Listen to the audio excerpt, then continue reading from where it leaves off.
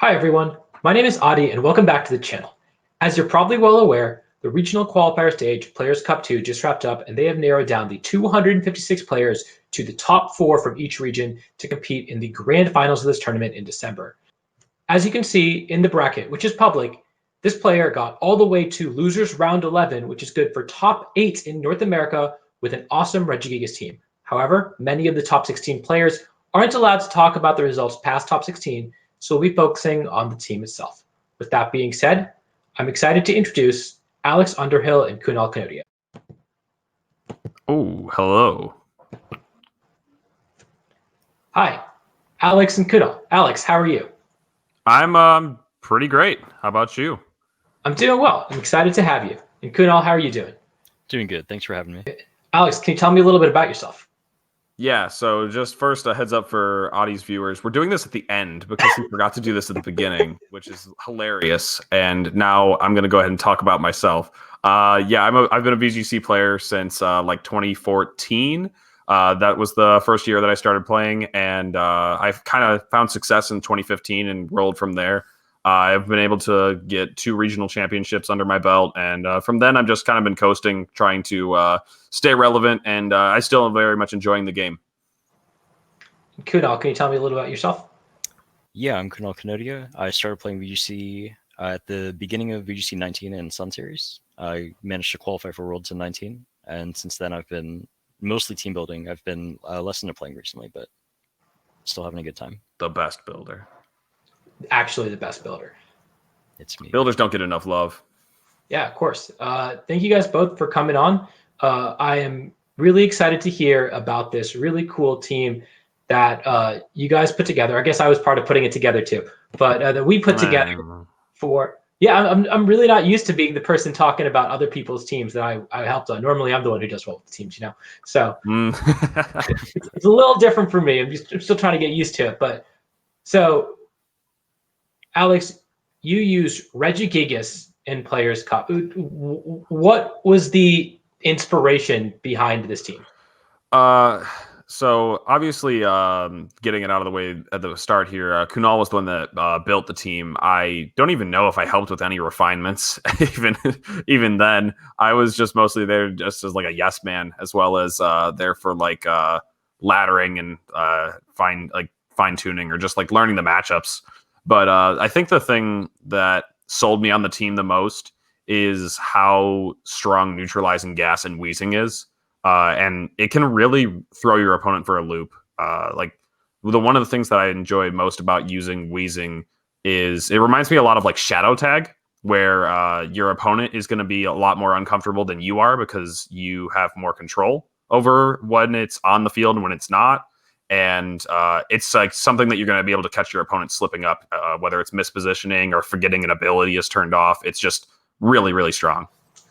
Yeah, definitely. It's such a good ability.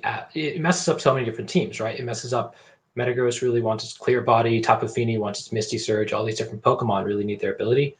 And not only are you throwing them off with the Weezing, but you're also enabling this really powerful Pokemon in Regigigas. And so we had about 2 weeks after Crown Tundra got released to figure out what to use in Players Cup. And we had no idea. Like literally, we found out about Pokemon like Glastrier or like Moltres. We had no idea what they did. And can you talk me through, Kunal, a little bit about how that 2 weeks went for us? Yeah, so we initially started building the team because I noticed how strong of a Metagross matchup it had. And Metagross was obviously one of the biggest Pokemon in the couple weeks before Players Cup, because the neutralizing gas lets Regigigas drop Metagross's speed with Max Strike because the Clear Body gets disabled. And so being able to whisk with Metagross meant that Regigigas and Weezing is like a really, really strong board position versus one of the strongest, what we assumed would be one of the strongest teams in the format. And so me and Audie got together. We decided to build it for, the Victory Road online tournament. Yeah. We 1 week into the format. And that first team had, I think, a Celesteela on it. We had a Tapu Fini, and then we had Urshifu Regieleki as well. Yeah. And we were thinking, Regigigas is really good at setting speed control. It's base 100 speed, so it's outspeeding a lot of the threats in the format, or it's able to speed control them down very easily. And we can bring in our Shifu in the back after these monsters speed controlled, after Weezing has gotten its disruption off with Will-O-Wisp and with Taunt, and our Shifu will be able to sweep the team. And so after the Victory Road tournament, we realized that having a mon like Celestial in the back is not really conducive to winning that endgame. We wanted mons that were that had wider matchup spreads and that were more effective at controlling that endgame. And so we kind of settled on Rotom Heat and Tapu Fini because they match up pretty well into mons like Kartana and Glastrier in particular. And that's how I think we came to these 6 Pokemon. And we were, me and Alex came to the sets just like after laddering together for a while, is really what helped seal the deal for that. The team was just doing way too well on ladder for me to turn it down, and that was like the thing that I was like super sad but excited about, because like I remember talking with Raghav and just saying like, yeah, Regigigas is funny, but like I'm not gonna bring it to Players Cup because when you get knocked out with Regigigas, you're just gonna be like, man, I just feel like such a dummy for getting knocked out. Like, why did I think this was the play? Yeah. And it turns out that I totally went against that because it's just really that strong. It's really, really, really fun to use too. Mm-hmm. And that is actually exactly how I think there were 4 of us who used the team. There was me, Justin Burns, Angel Miranda, and yourself. And the 3 of us who didn't make it anywhere close to top 16 all felt that exact same way. Man, we brought Regigigas in this tournament. Really, like we could have played real Pokemon. Yep. But yeah, we at least Alex, you did very well. You got at least up to the top 16 stage. And can you talk me through how this team plays a little bit and what the Pokemon's roles are? So oftentimes you're just looking to see if you can get away with that Weezing Regigigas lead. It's pretty straightforward, and the idea there is to just, as Kunal had said, like whittle the team down, speed control them, and then sweep with the Pokemon in back, usually Urshifu and another supporting Pokemon, whatever was best in the matchup. Regieleki was a neat option as well because it could provide that secondary speed control with Electroweb. And you could also do fun things like lead it next to the Regigigas and Volt Switch into the Weezing because the ability will activate, or I guess Neutralizing Gas will activate and turn off Slow Start before Regigigas could attack. And so it's just, I don't know, a lot of the team focused around doing heavy damage in the early turns and trading well with their Dynamax Pokemon. Weezing would oftentimes just protect if it was in danger of getting knocked out. If it was not, you definitely did not want to protect, because even if it was just like a waste of a turn, and that's just to make sure that you have that protect for when you need it. That's kind of what the Focus Sash is doing there too. The Life Orb on Regigigas is just there again to just do damage. And so, the way that it plays is relatively simple. I think one of the tougher aspects of the team is identifying when you cannot lead Regigigas Weezing. There were times where I had led like Regigigas plus Tapu Fini to, help prevent Sleet from going up. You can set up the Misty Terrain and then bring in Weezing, so that way, even though normally the ability would be turned off, you can, choose when you're going to activate your own abilities and when you're not going to. So it's, again, just more like power in your own hands than in your opponent's. Yeah, and that was another thing that was actually bugged on Pokemon Showdown at the beginning of this format, was that originally on Pokemon Showdown, if you switched Weezing in while Regigigas had Slow Start active, Slow Start would not go away. It would stay there. And so you had to actually lead the pair and keep them on the field the entire time. Whereas when the way that actually works on Cart is that you can switch out Weezing and switch it back in later, or just switch it in, like you said, Volt switching with Regieleki or switching out a Tapu Fini into Weezing, and the Slow Start will go away. And because of dynamic speed, Regigigas will often be the fastest thing on the field. And so I think one of the reasons that I was drawn to it, especially early on, was because after listening to a bunch of top players in another video talk about how to win early format, one of the things that Cedric Bernier pointed out was that Aaron Traylor did so well in his win at Dallas Regionals because the mechanics for Charizard's Gmax Wildfire was bugged. and he won Dallas Regionals, and no one really expected that to be as big a factor as it was because no one knew how good Gmax Wildfire was because we were all just playing a Pokemon Showdown. And so I figured that, maybe the game plans that you just described wouldn't come to people's mind because they thought that Regigigas was not going to operate the way it was. Mm-hmm. Yeah, it's just like incredibly strong to have a Pokemon that doesn't need an ability against a bunch of Pokemon that really do. There's like so many Pokemon that have been introduced that really enjoy having their abilities. I can't think of many that it's just really again, like it just gives you all the power. I think that's like something that can't be underrated about the team. And while the other Pokemon on the team do enjoy having their abilities, it's fun to be able to like turn them off. Like we had the option to use Rotom Heat, Electric Terrain, and yeah, I just think that there's like a lot of there's like a high skill ceiling with Weezing, in my opinion. Yeah, I agree. And like when you look at the top used Pokemon in the format, right? You have like Tapu Fini, you have Urshifu, you have Regieleki, you have Metagross, Thundurus, Grimmsnarl, right? All these Pokemon really, really rely on their ability to be as effective as they are. And you have like Beast Boost Pokemon, you have Moltres with Berserk, you have Intimidate. Like Regigigas is just in such a good spot when all these abilities are turned off and it gets to click whatever it wants. And it's hitting with a really, really high base attack stat and a 150 base power max move off of Giga Impact. So it's just ripping through so much of the format. It's one-shotting Fini, it's one-shotting Incineroar, it's one-shotting Regieleki through screens, right? Like, it's just so effective at forcing an opponent to Dynamax and forcing a response to it early. And then you have mons like Urshifu that don't want to Dynamax, so they can maintain their crit and they can maintain their ability. That just endgames so well against everything in the format. Yeah, it was it was really fun that you could protect in front of opposing Urshifu. That was just always one aspect that I very much enjoyed. That was something that I got, like, that's one of the things that you talked about is that it has a very high skill ceiling because also a lot of our Pokemon can get messed up by neutralizing gas. For example, they can protect in front of our Urshifu and they can use ground moves into our Rotom Heat, which is suddenly 4x weak to it. And Regieleki doesn't get Transistor either. And so a lot of those things, if you didn't play the team right, if you didn't position your Pokemon correctly, you could really get put on the back foot if you didn't use your Weezing correctly. And I think that's where a lot of the skill with this team lies. Although, going back to the point about Urshifu, I did lose one of my games in the Victory Road tournament because Gmax Urshifu can still hit through Weezing's Protect and do damage because of its Gmax move. And so that was something that my opponent very astutely caught onto, and I was just so confident, I can just protect in front of this thing. It can't touch me.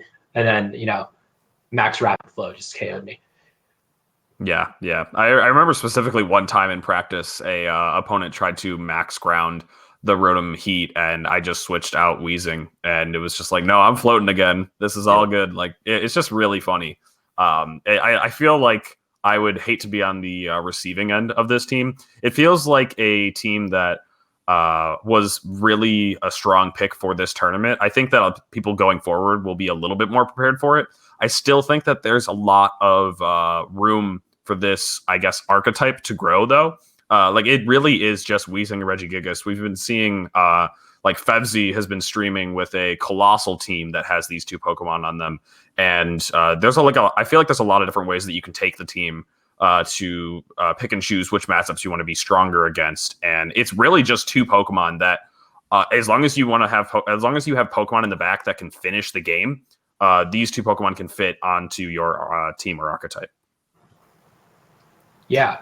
And so, despite this team's strengths, what would you it did really well in practice, and of course you did well with it, and some of us struggled with it. But what would you say some of the weaknesses are?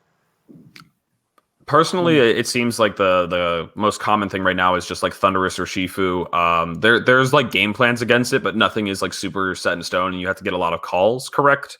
And so like there were that was just like something that we knew going into the tournament, and just we're kind of hoping would not be terribly common, or that I would be able to outplay it if it came down to it. And so that's like, I guess, one of the cores. And then I guess you sometimes have to play a bit of guessing games with like if they're going to switch in a ghost type or something. Like Dusclops can be a bit of a weird matchup if they just keep getting all their turns correctly. But again, I still think it was like neutral at worst. So I think the team's got like a pretty well-rounded matchup besides what I had mentioned, Urshifu and like Thundurus together being a bit annoying.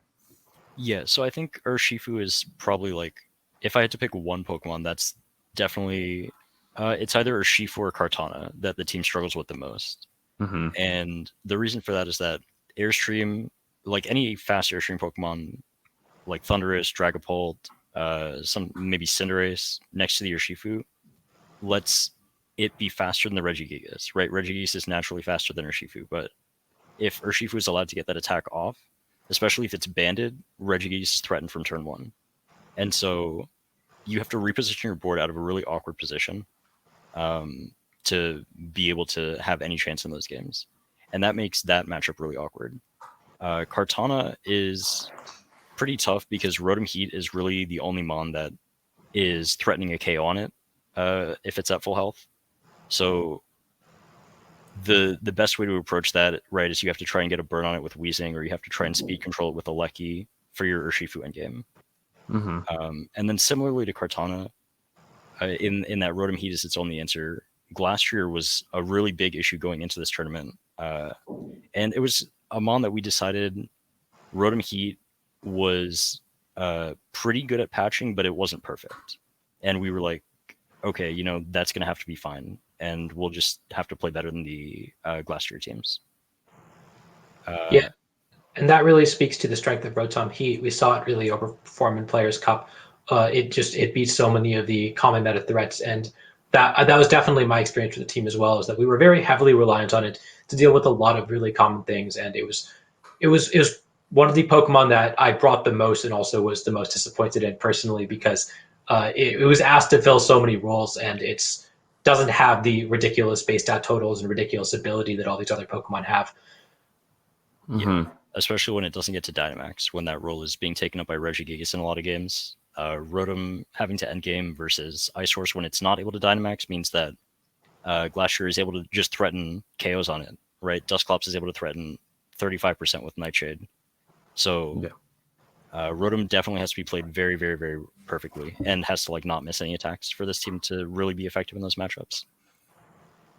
Mm-hmm. I think that was really the other key of playing this team well, was that you have to know all of your calcs. You have to know where the damage has to go into the entire time, because you're playing such specific endgames, and because your endgame Pokemon, other than Urshifu and Regieleki, which like Urshifu especially does a lot of damage, and it can OHKO a lot of big threats. But Rotom and Tapu Fini, you need to know how much damage you need to get done with your other Pokemon before they can take the KOs in the end game. And you need to know how much damage they can take so that they don't get KO'd in the end game.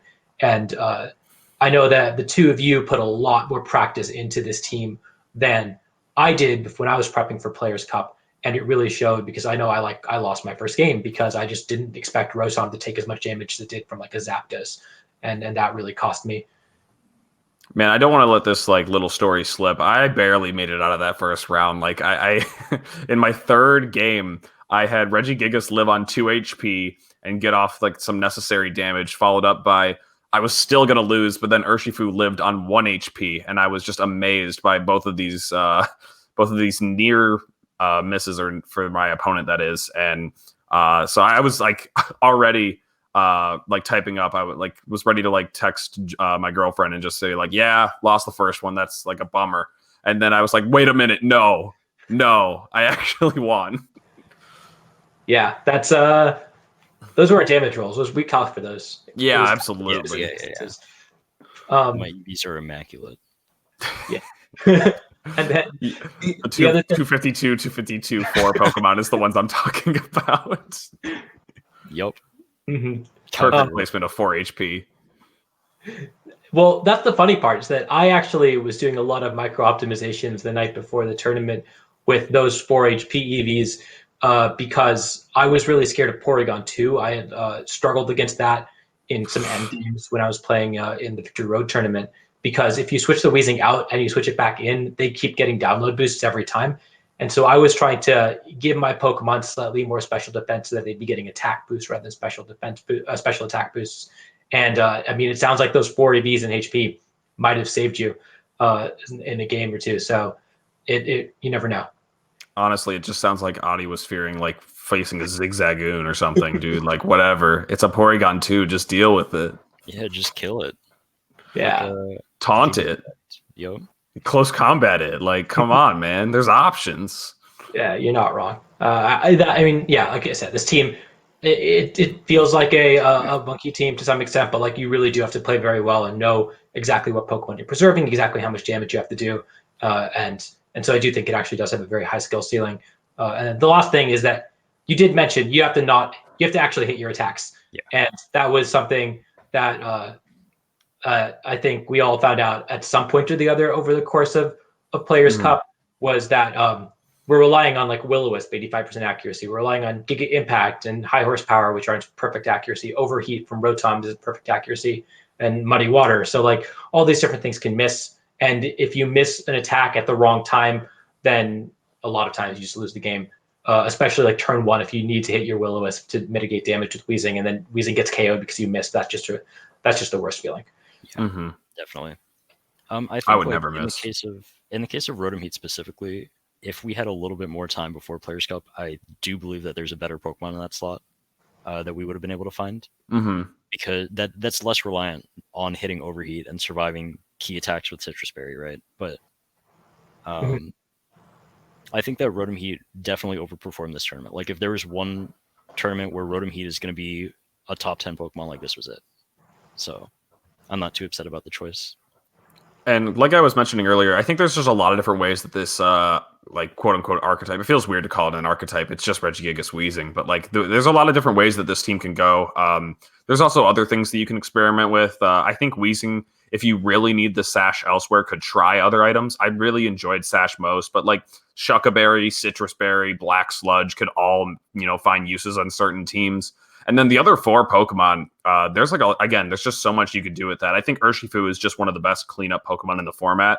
It's almost dumb how good that Pokemon is right now. I'm not a fan of playing against it or just where it is in the format. How did it get better with all of the release of these new Pokemon? It just amazes me.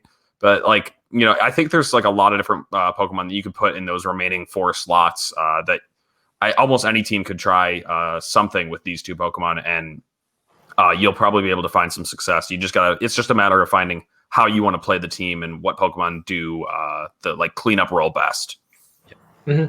And so, like we mentioned, the one of the things that we prioritized with these other slots was that we wanted to figure out a way to deal with Thundurus or Shifu. And so we felt Regieleki really helped with that.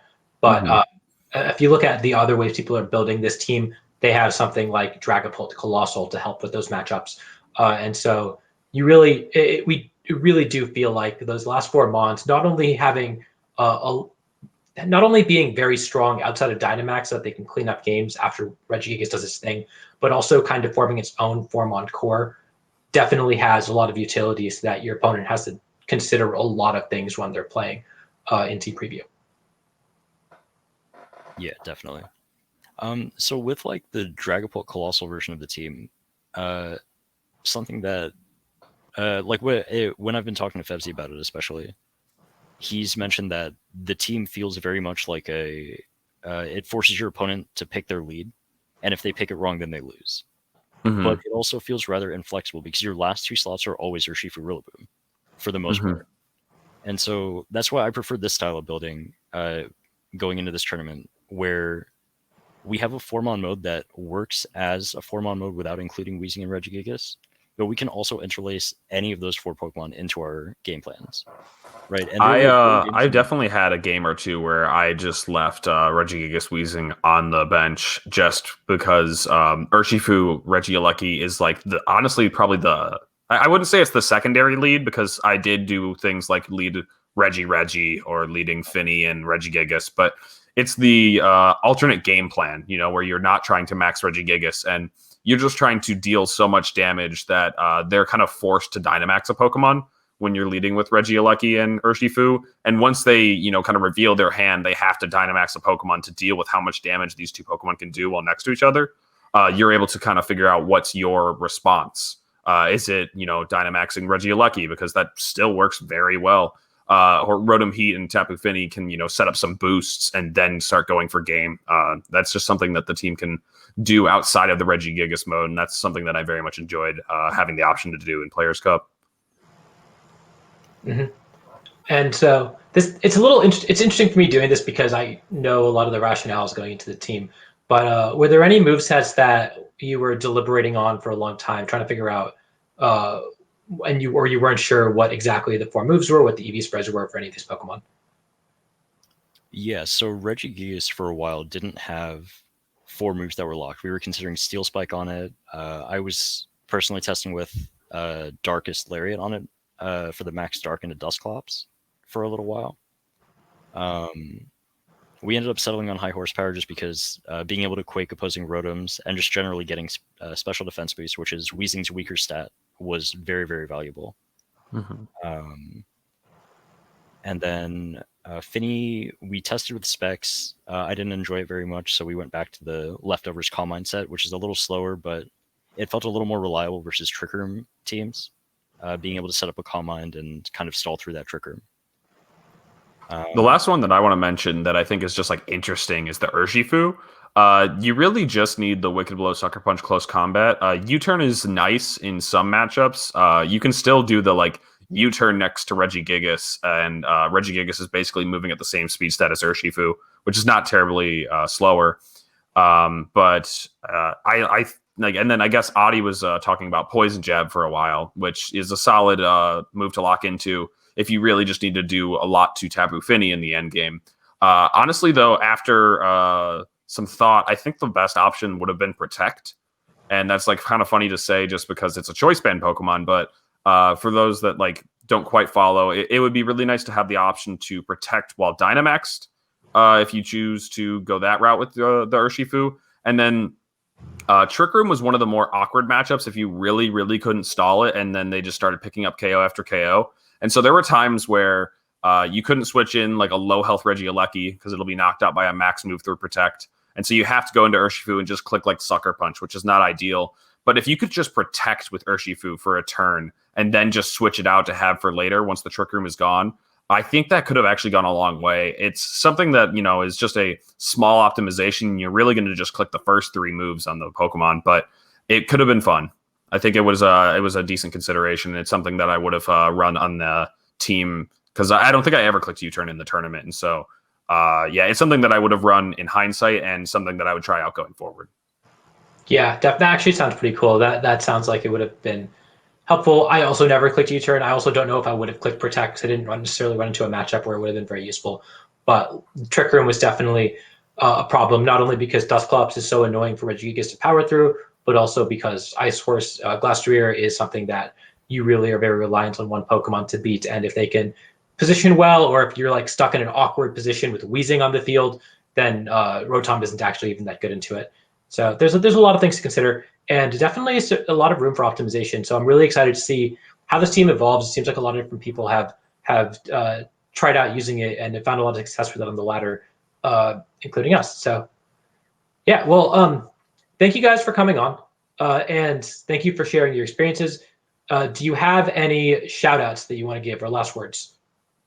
I guess I'll just plug my podcast here. Adi, you've been on there before, and that is the Hyper Voice. We put out an episode pretty much every week, so come check us out. We just talk about VGC content, just kind of keeping up with the latest news, latest metagame stuff, and so otherwise, over to you, Kunal. Yeah, I just want to give a quick shout out to all of our good friend Raghav. Without him, I never even would have looked at Regigigas. He lost to it 3 times in a row on ladder. And I was thinking, if Raghav is losing to Regigigas, it must be usable. And that's why we started.